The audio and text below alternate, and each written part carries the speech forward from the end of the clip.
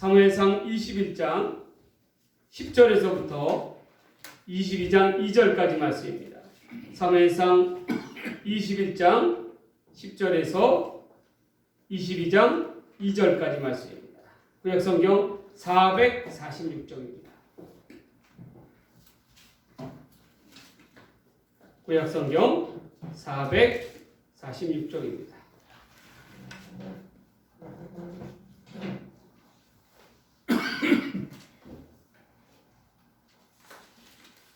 하나님의 말씀을 받들어 봉독하도록 하겠습니다.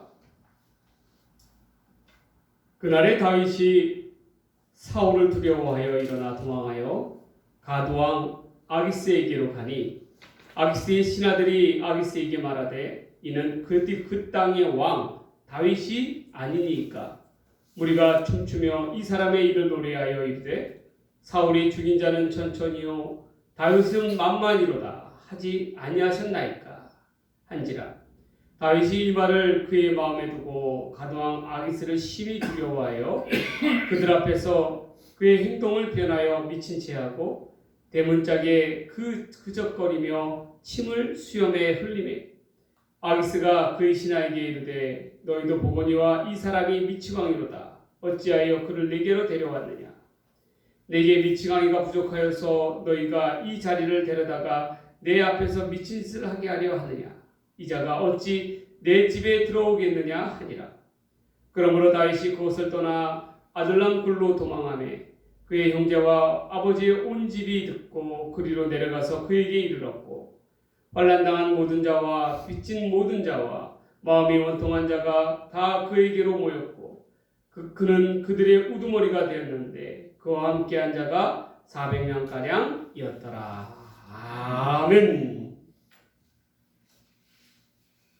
지난 시간에 다윗이 골리앗을 죽임으로 인해서 그의 이름이 이스라엘 온 천하에 그 명성이 높아졌다는 것을 우리가 알 수 있었습니다. 다윗은 하루아침에 이게 목동에서 용맹무sam한 그러한 영웅으로 등장합니다. 그러자 이스라엘 백성들이 다윗을 칭송하기를 어떻게 칭송하냐면 사울이 죽인 자는 천천히요 다윗이 죽인 자는 만만이로다 라고 그렇게 칭송을 하는 것입니다. 근데 여러분 한번 생각해 보십시오. 다윗의 입장에서야 자기를 그렇게 높이 칭송해 주니까 얼마나 기분이 좋겠습니까마는 현재 왕인 사울의 입장에서 자기를 갖다가 다윗보다 못하게 여기는 그런 백성들의 노래에 어떻게 하겠습니까? 다윗, 이 사울이 얼마나 다윗을 향해서 시기의 마음이 들기 시작했겠습니까?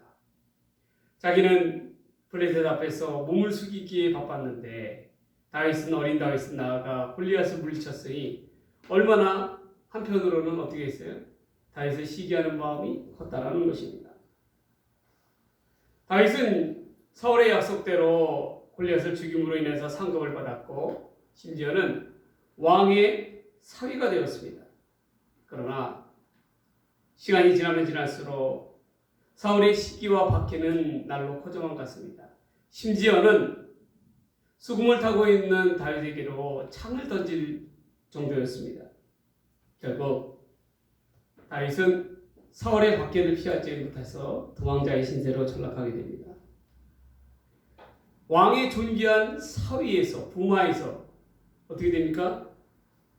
도망자의 입장으로 전락하게 된 다윗입니다. 이렇게 나락으로 떨어질 수가 있겠습니까? 여러분, 이 시간에 다윗에게 주어진 그 시련의 시간을, 고난의 시간을 어떻게 해석해야 하는 것입니까? 우리도 마찬가지입니다. 시식된 대로 하나님께서는 고난이라는 그런 것을 주심으로 말미암아 고난의 뒤편 이면 속에 있는 하나님의 은혜를 바라다 보게 하십니다.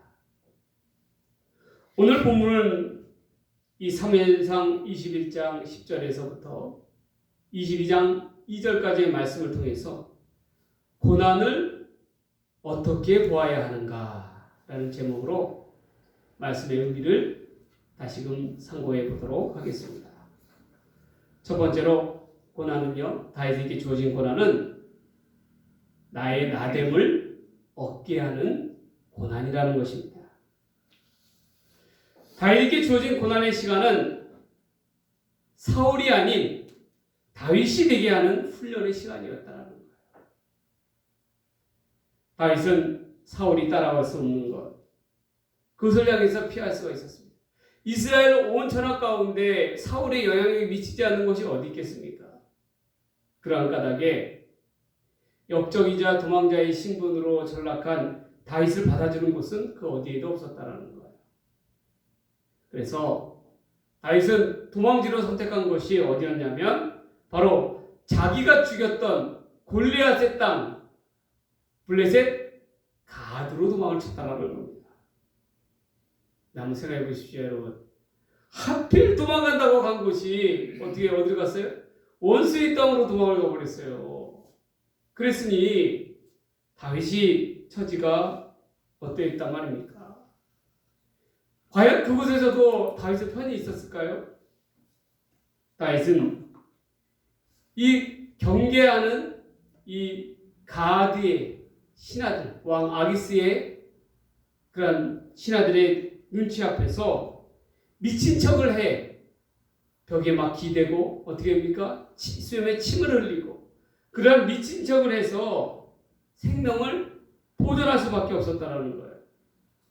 영웅 다윗의 얼마나 비천한 그러한 모습입니까? 그 모습은요, 여러분, 우리가 이 모습을 생각해 보면 압니다. 구한말 때 위대한 그러한 사람이라고 꼽을 수 있는 것이 누굽니까? 흥선대원군 아니겠습니까?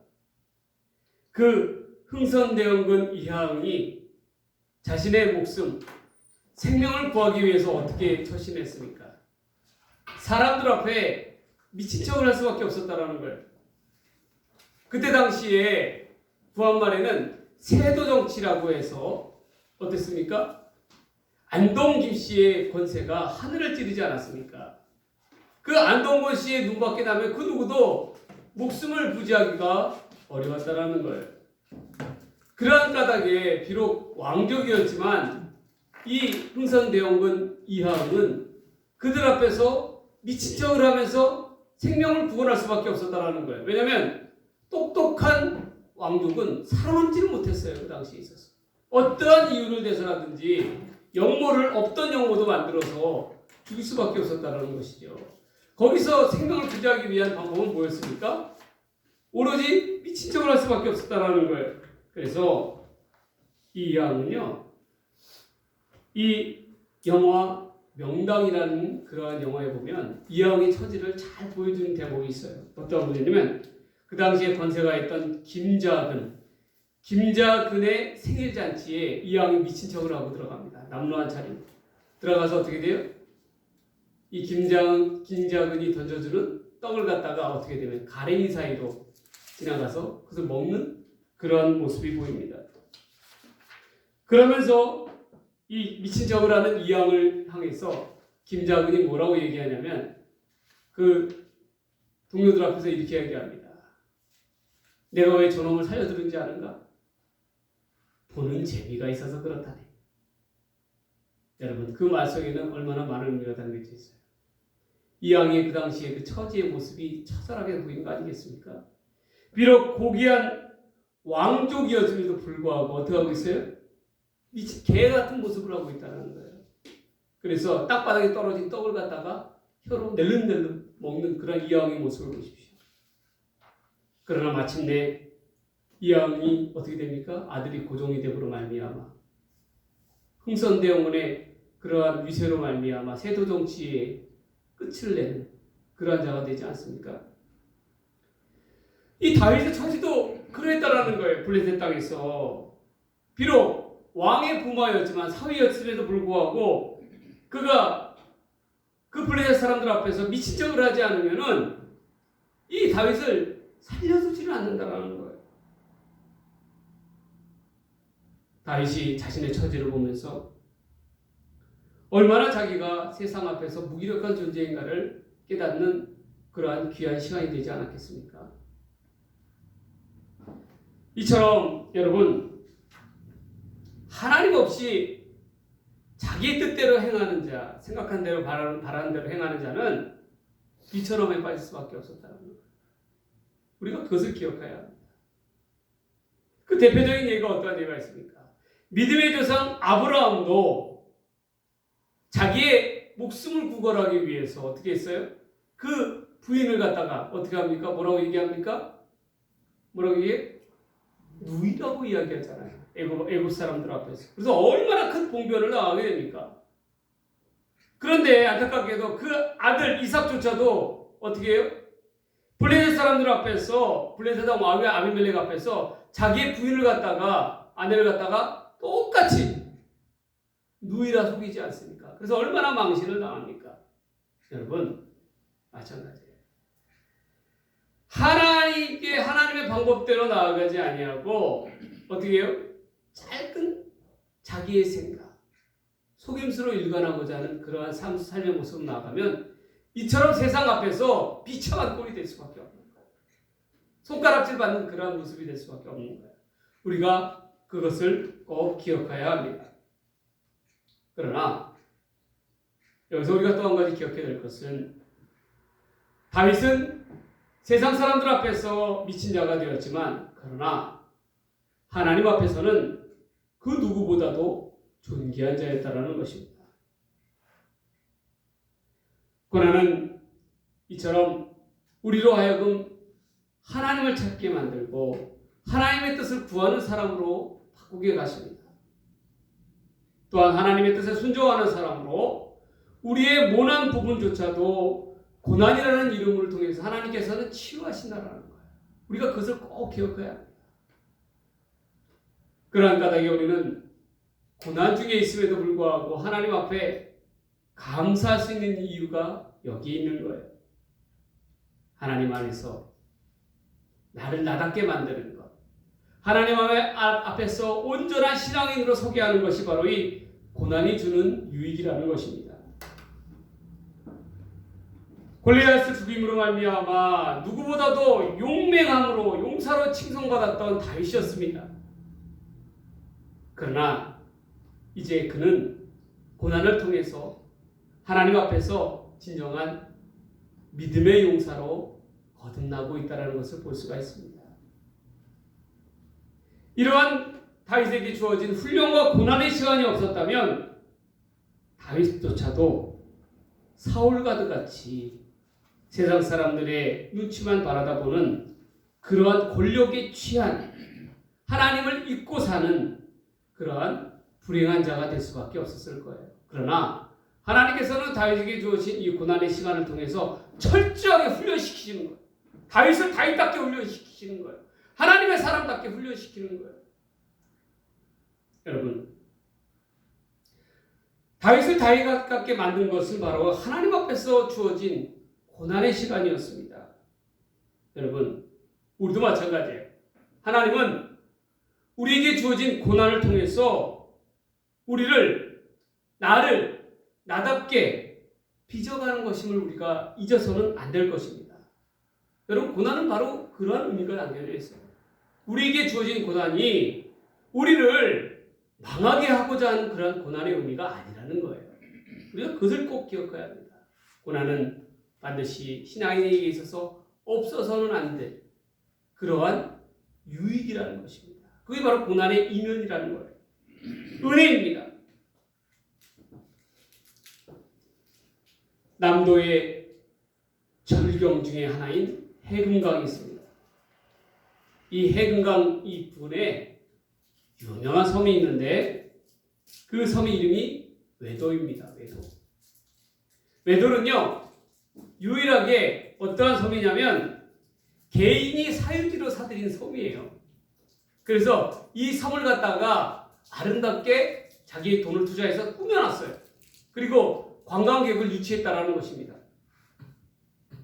이 외도에 가면요, 정말 그 절경이 따라오습니다.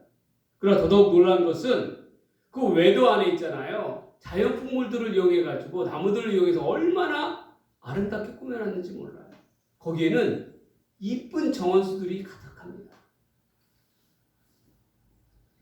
그런데 여러분 한번 생각해 보세요. 아름다운 풍경과 어울려진 이 멋진 정원수. 이 정원수가 정원수답게 아름답게 꾸며지기 위해서는 누구의 손길이 필요했습니까?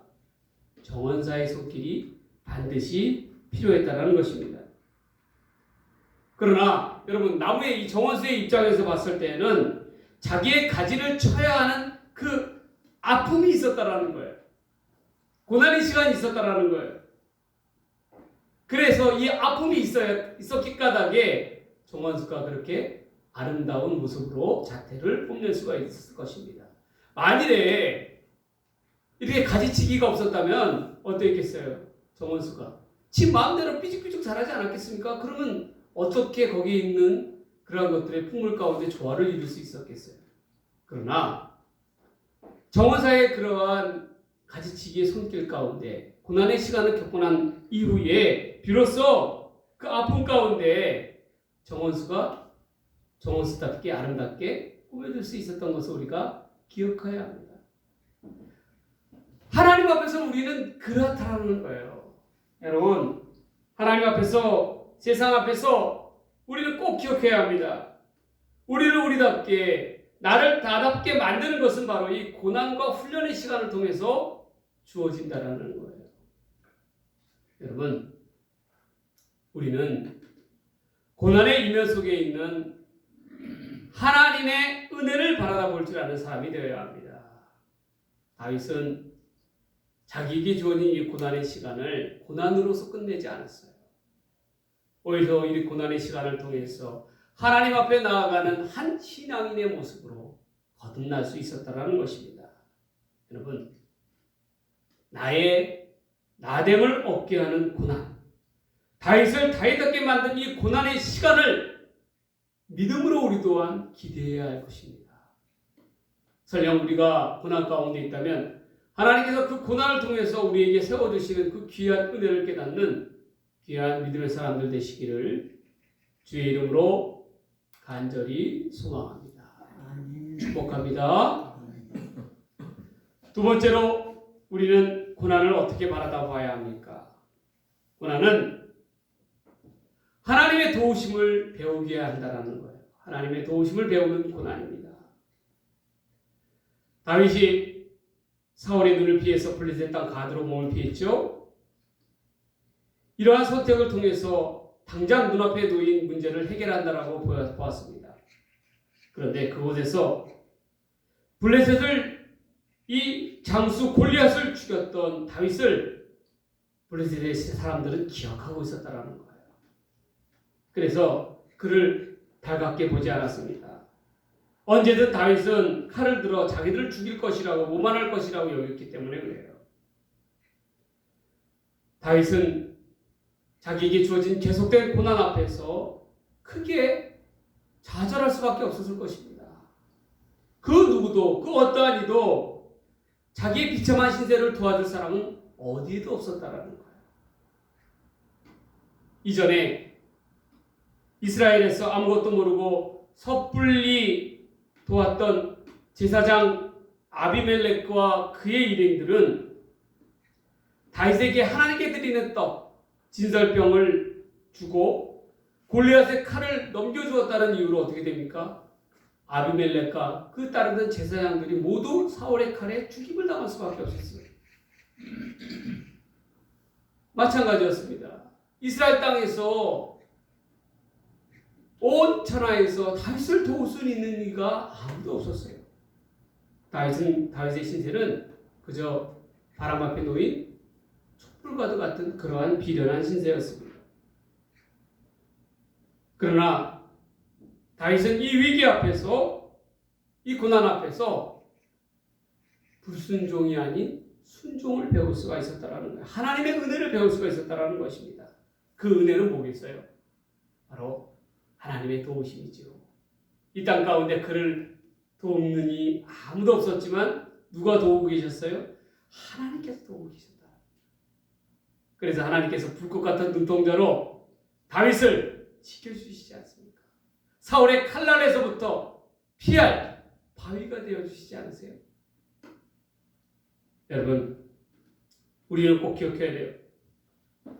우리는 하루도 하나님의 은혜와 도우심 없이는 살아갈 수 없는 존재라는 것을 자각해야 합니다. 그러한 까닭에 시편 34편에 보면 다윗은요, 자기가 처한 지금의 이 상황에 대해서 노래하고 있는 시편이 있어요. 그게 바로 34편입니다. 이 가드에서의 위기를 자신의 위기가 이 지혜가 아닌 하나님의 은혜, 도우심으로 말미암아 위험에서 벗어나게 되었다라고 다윗은 고백하고 있습니다. 바로 비천한 자신의 기도에 응답하신 하나님의 은혜로 말미암아 주어졌다라는 거예요. 여러분, 그것을 잊지 말아야 한다는 것입니다. 사도 바울은 신약 가운데, 신약의 시대 가운데서 누구보다도 손꼽히는 위대한 사도였습니다. 그러한 위대한 사도 바울이었지만, 그러나 그에게도 자기가 겪고 있는 가시에 대해서 3번이나 그 가시를 없애달라고 하나님 앞에 간구했어요. 그때마다 근데 하나님께서 돌아온 응답은 뭐라고 말씀하셨냐면, 바울아, 바울아, 내 은혜가 내게 족하다. 하나님께서는 사도 바울의 요청을 들어주시지 않으셨습니다. 학자들은 이 사도 바울의 가시에 대해서 어떻게 해석하고 있냐면, 때로는 안질이다라고 이야기하고 있었어요. 안질이라는 것은 눈에 있는 병이죠. 또한 어떤 병으로 봤냐면 간질이라고도 봤습니다. 간질은 정신병이죠. 순간적으로 어떻게 됩니까? 정신을 잃게 되는 병 아니겠습니까? 그런데 이 안질도 그렇고 간질도 그렇고 이 사도 바울의 가시는 사도 바울의 권위와 직결되는 그런 문제였다라는 거예요. 여러분, 하나님의 은혜를 받고 하나님의 은혜 속에 살아간다고 하는 위대한 사도 바울이 어떻게 됩니까? 갑작스럽게 쓰러진다고 한번 보세요. 그때 그 처지가 어떠했겠어요? 얼마나 비천하겠습니까? 하나님의 종임에도 불구하고 하나님의 도우심을 얻지 못하는 그러한 상황 가운데 놓이게 됐을 때 사도 바울의 권위에 대해서, 사도직에 대해서 사람들은 의문을 갖고 도전을 하였다는 것이에요. 여러분, 사도 바울은 그러나 이러한 자기에게 주어진 가시와 고난에 대해서 이렇게 해석합니다. 이는 자기의 사역이 자기의 능력으로 이루어지는 것이 아니라 온전히 하나님께서 이끄시는 사역임을 깨닫게 하여 주셨다는 거예요. 마찬가지입니다. 이 사도 바울의 고백은 이 땅에 있는 모든 교회의 사역자들에게 주어진 그러한 고백입니다. 바로 지금의 교회도 하나님의 은혜로 말미암아 세워지는 것이지 자기의 능력이나 지혜를 가지고 이루어지는 것이 아니라는 거예요. 철저하게 하나님의 도우심과 하나님께 내어 맡김을 배우게 하는 것이 바로 이 고난이라는 것입니다. 가시라는 거예요. 우리가 그것을 잊고 살아서는 안 된다라는 것입니다. 제가 2주간 하고 지난 주간 하고 목공방을 열심히 꾸렸습니다. 이 목공을 갖다가요 한꺼번에 지속적으로 하게 되면요 뭐 어떤 문제가 생기냐면 손가락이 부어요. 손가락이 이렇게 탱탱 붓습니다. 근데 이 느낌은요, 손가락이 붓는 느낌은 예전에 우리 교회를 시작할 때, 여기를 꾸밀 때, 그때의 상황과 너무나도 흡사했었다라는 거예요. 하나님께서 그 시간을 통해서 다시금 돌이켜보게 하시더라고요. 그러나 몸은 피곤하였지만 마음은 참으로 기뻤고 기대가 되는 그러한 시간이었습니다. 무엇인가를 향한 도전과 흥분을 하나님께서 주신 거예요. 하나님께서 과연 이 목공방 사역을 통해서 어떻게 우리 다산교회 가운데 움직여 주실까? 단순한 수익 사업이 아니라 하나님 나라의 확장을 위한 그러한 도구로 쓰이게 하여 주신다는 거예요. 여러분, 그러면서 목공방 사역을 하면서 처절히 깨닫는 것은 뭐냐면 하나님이 하셔야 한다는 것입니다. 내 능력과 내 머리와 내 지식으로 하는 것이 아니라 오직 하나님의 은혜가 있어야 한다는 것을 우리가 분명히 깨달아야 한다는 거예요. 도망자 다윗에게 있어서도 그가 살아남기 위해서는 하나님의 도우심과 은혜가 절실히 필요로 하였습니다. 시시각각으로 다가오는 하나님의 은혜가 아니고서야 사울의 칼날을 피할 수가 없었다는 것입니다.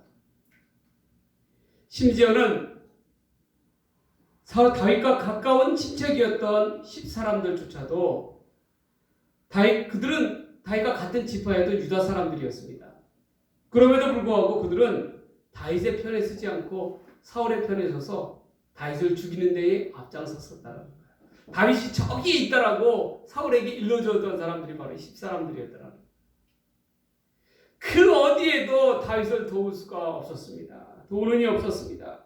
그러나 철저한 외로움 가운데 놓여 있었던 다윗이 바로 이 고난의 시간을 통해서 하나님께 기도할 수 있었다는 거예요.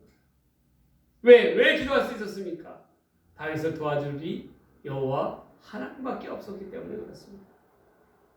여러분, 기도의 이 고난의 유익은요, 우리를 기도로 이끈다라는 것을 여러분 꼭 기억하시기 바랍니다. 아멘. 어리석은 자는요, 어떠한 자가 진정한 어리석은 자라면 고난을 맞았음에도 불구하고 고난의 시간이라고 깨달음에도 불구하고 하나님 앞에 기도하지 않는 자가 가장 어리석은 자예요. 왜 기도하지 않아요? 하나님의 능력, 은혜를 구하는 것이 아니라 자기의 뜻대로, 자기의 계획대로, 자기의 능력대로 이 고난의 시간을 넘어가려고 하기 때문에 그래요. 그러기 때문에 결국 실패할 수밖에 없는 이유가 거기에 있는 것입니다.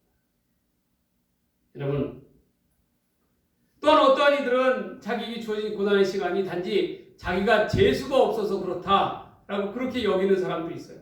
참으로 어리석은 것입니다. 이 고난의 시간은 하나님의 도우심, 하나님의 은혜를 깨닫는 시간이라는 것을 우리는 분명히 알아야 한다는 거예요. 세상 사람들이야 단지 이 고난이 재수가 없어서 겪는 그러한 시간이다라고 여기겠지만 우리 믿는 우리들은 아니라는 거예요. 그것은 하나님 앞에서 하나님께서 주신 나로 하여금 하나님 앞에 성숙되게 나아가게 하는 그러한 시간이라는 것을 우리는 분명히 알아야 한다는 것입니다. 그렇다면 우리가 고난을 대처하는 방식조차가 달라져야 된다는 거예요. 인간적인 생각을 내어버리고 하나님의 은혜를 구하며 기도하며 나아가는 사람들이 되어야 한다는 것입니다. 다윗이 그러하였다는 거예요. 여러분, 고난은 우리로 하여금 다윗처럼 하나님의 뜻대로 살아가게 한다는 것을 분명히 기억해야 합니다. 그래서 이 고난을 통해서 하나님의 은혜, 하나님의 도우심을 배워가는 우리 모두의 삶이 되기를 주의 이름으로 간절히 축복합니다. 축복합니다. 마지막 세 번째로 고난을 어떻게 바라봐야 할 것인가? 고난은 우리 주변을 돌아보게 하는 고난이라는 것입니다. 하나님께서는 고난을 통해서요, 고난의 시간을 통해서 다윗으로 하여금 아둘람 굴로 피신하게 만드시죠. 그 아둘람 굴에서 아둘람 공동체를 이루게 하시는 것이 바로 하나님의 은혜였습니다. 이 아둘람 공동체에 모인 사람들은 어떠한 사람들이냐면 환난당한 자, 빚진 자, 마음이 원통한 자, 쉽게 얘기해서 모두가 사회적 약자이고 핍박당하는 사람들이고 고통을 당하는 그러한 사람들이었어요. 그러한 사람들을 통해서 하나님께서는 다윗 주변에 사람을 붙여주시는 거예요. 그리고 어떻게 했어요? 다윗으로 하여금 고난을 통해서 자기가 겪고 있는 고난을 통해서 주변 사람들을 돌아보게 하는 그런 은혜를 경험케 하여 주셨다는 것입니다. 다윗이 자기가 겪는 고난, 이 핍박을, 사울의 핍박을 통해서 자기의 이 눈에 고정되어 있는 것이 아니라 눈을 들어 주변을 바라다 볼 수 있었다는 거예요. 그리고 주변을 챙기는 다윗이 되었다는 것입니다. 그런데 결국 이 아둘람 공동체에 있었던 그 사람들이 장차 다윗의 왕국을 꾸미는 데 있어서 기둥과도 같은 역할을 했던 그런 사람들이었다. 놀랍지 않습니까, 여러분? 고난을 통해서 하나하나 세밀하게 이끌어 가시는 하나님의 손길을 볼 수가 있잖아요. 이처럼요, 우리에게 있어서 고난은요, 우리를 돌아다보게 한다는 거예요. 여러분, 그것을 잊어서는 안 됩니다. 지난주에 바쁜 시간 와중에서 예전에 있었던 교회에 있는 우리 청년 집사님이 저를 찾아왔어요. 목사님 보고 싶다고 지나가는 길에 어디 계시냐고 그러길래 제가 이 테라타워에 있다고 그러니까 와서 같이 식사하자고 해서 왔어요. 그런데 그 집사님이 어떤 집사님이냐면 신장 이식을 위해서 수술을 대기하고 있는 사람이에요. 3, 4일마다 여러분 그 병원 가서 신장 피를 갖다가 새롭게 투석받는 사람이에요. 여러분 그 고통을 이루 말할 수 있겠어요? 여러분 한번 생각해 보세요. 얼마나 힘이 들겠습니까? 신장이 정상인에 비해서 10%하고 20%밖에 역할을 하지 못하는 거예요. 얼마나 고통스럽겠습니까? 그런데 그 청년과 이야기하면서요, 문득 제 이야기를 하게 되었어요. 어떤 이야기를 하게 됐냐면 제가 이 이야기를 했어요. 야, 내가 너의 그 고충에는 비할 수는 없지만 그러나 나도 이러한 고충이 있다. 내가 신장수술을 받고 와파린이라고 하는 그러한 센 혈전약을 먹지 않느냐. 혈전약을 먹으니까 문제가 뭐냐면 자꾸 이 몸속에서 약한 부분에 있어서 이 피가 터지는 거예요. 근데 우리 몸속에 가장 작은 혈관들이 모이는 곳이 어디냐면 코예요, 코. 그러니까 시시각각으로 어떨 때 보면 코에서 코피가 나는 거예요. 그런데 문제는 이 코피가 언제 어느 때 나타날지 모른다는 거예요. 참 그것도 굉장히 스트레스가 됩니다. 때로는 목욕하다가 갑자기 코피가 툭 터지는 거예요. 그런데 그것을 겪으면서요, 어떤 걸 겪으냐면 이 또한 하나님의 은혜다 싶은 생각이 드는 거예요. 뭐 어떤 사람들은 그렇게 쉽게 얘기하죠. 아, 목사님 꼭 이비인후과 가고 코를 찢으세요. 그러면 코피 안 나요. 그렇게. 그 사람은 나에 대해서 잘 모르는 사람이에요. 왜 그러냐? 이비인후과에서 코를 찢어주질 않아요. 왜냐면 와파린을 먹고 있는 사람은, 혈전약을 먹고 있는 사람은 위험하다 그래가지고 코를 안 찢어줍니다. 손을 안 대려고 그래요. 내시경도 못해요, 저는. 왜? 내시경 기구가 들어가다가 혹시라도 잘못해갖고 건드려서 출혈이 나게 되면 위험하니까 내시경을 갖다가 안 해주려고 그래요, 일반병원에서는. 그래서 제가 수술했던 그런 아산병원에 가서야 내시경을 갖다가 거기서는 해줘요. 네. 이러한 저의 어려움을 갖다가 저도 이제 이야기를 하니까 그 어려움들이요, 그 청년에게 마음에 다가가게 만드는 거예요. 둘 다 어때요? 그런 걸 생각하면요, 여러분 한번 생각해 보세요. 목공률 열심히 하는데 막 집중해서 막 해요. 근데 갑자기 코피가 툭 터진다고 생각해 보세요. 얼마나 그 마음이 낙심하게 되겠어요. 내가 일하겠나 이거 이래가지고 그런 생각 들지 않겠어요? 몸이 이래가지고 뭘 해먹겠나 그런 생각 들지 않겠어요?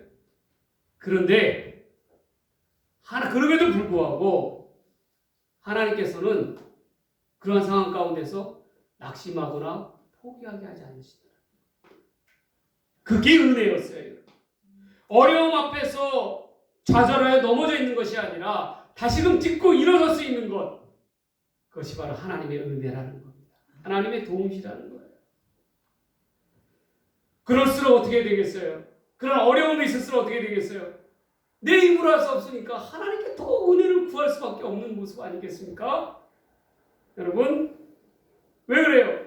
내가 아니라, 우리가 아니라 하나님께서 하는 하나님의 일기 까닭에 사명자는 그 어떤 상황 가운데서도 그 사명에 충실해야 할 책임이 있는 거예요. 여러분, 우리가 그것을 놓쳐서는 안 되는 것입니다. 세상 일이야 어떨지 모르겠지만 하나님께서 하시는 거예요. 그런 어려움들 하나 둘씩 딛고 일어서야 어떻게 됩니까? 하나님께서 이루시는 하나님의 사업이 될 수가 있는 거예요. 우리가 그것을 놓쳐서는 안 됩니다. 교회가 교회답게 세워가는데 가장 필요한 것은 바로 인력입니다. 가장 필요한 것은 바로 사람이에요. 그러한 사람은요, 내 주변을 돌아보게 함으로 말미암아 하나님께서 주시는 은혜라는 것입니다. 여러분, 설령 우리가 고난 중에 있다 할지라도 고난을 통해서 자신만을 보지 마시고 여러분들의 주변을 살피시기 바랍니다. 그리고 그 고난을 통해서 돌봄으로써 하나님의 은혜를 베풀 수 있는 그러한 사람들이 되어야 한다는 거예요. 이러한 것조차도 변함없는 하나님의 은혜입니다. 나의 그러한 육신의 가시를 통해서 하나님의 은혜로 바꿀 수 있다면, 도우심으로 바꿀 수 있다면 그것이 얼마나 큰 하나님께서 주신 은혜라고 볼 수 있겠습니까? 다윗은 그러했다라는 거예요. 다윗의 그 말 못할 고충을 누가 알아주겠습니까? 그러나 하나님께서는 그 어려움 가운데 기도하는 다윗 위에 하나님의 도우심과 하나님의 은혜를 더하여 주셨다는 거예요. 우리의 삶도 마찬가지예요. 우리의 생각대로라면 이 어려움과 위기와 고난 앞에서 할 수 있는 건 아무것도 없어요. 그저 넉넉고 바라다볼 수밖에 없습니다. 그런 처지예요. 그러나 우리가 하나님의 도우심을 구하고 하나님께 간구하고 하나님의 힘으로 주께서 주시는 힘으로 말미암아 나아간다면 그 어떠한 고난과 시련 가운데서 반드시 이를 극복하고 믿음으로 이기는 사람이 될 수가 있다는 것입니다. 우리가 그것을 꼭 기억해야 합니다. 이제 말씀을 정리합니다. 우리는 다윗을 이 고난을 어떻게 보아야 합니까? 다윗은 이 고난을 어떻게 바라다 보았습니까? 다윗에게 있어서 고난은 장차 하나님의 영광된 도구가 되기 위한 귀한 믿음의 시간이었습니다. 우리는 고난을 어떻게 바라다 보아야 합니까? 우리에게 있어서도 이 고난은 우리로 하여금 망하게 하는 것이 아니라 은혜 위에 세우는 하나님의 도우심일 것입니다. 고난의 이면 속에 담긴 하나님의 축복을 바라다 볼 수 있는 믿음의 사람들 되기를 바랍니다. 아멘. 하나님은 우리에게 이 고난을 통해서 다윗과도 같이 우리와 함께하여 주실 것입니다. 그것을 믿으며 우리가 온전히 고난 중에 놓여 있다 할지라도 다윗과도 같은 신실한 믿음의 길을 걸어가는 우리 모두의 삶이 되기를 주의 이름으로 간절히 축복합니다. 축복합니다. 기도하겠습니다. 하나님 아버지, 하나님께서 주신 이 고난을 통하여 하나님 온전히 나의 나됨을 깨닫게 하여 주시고 하나님의 은혜와 하나님의 도우심을 깨닫게 하여 주시고 우리의 주변을 돌아보게 하는 은혜를 더하여 주시옵소서. 이 고난의 시간을 통하여 나는 약할지라도 강하신 하나님만을 의지하며 살아갈 수 있는 그러한 지혜와 영천을 더하여 주시옵소서. 이 모든 말씀 우리를 사랑하시는 예수님의 이름으로 간절히 기도드리옵나이다. 아멘.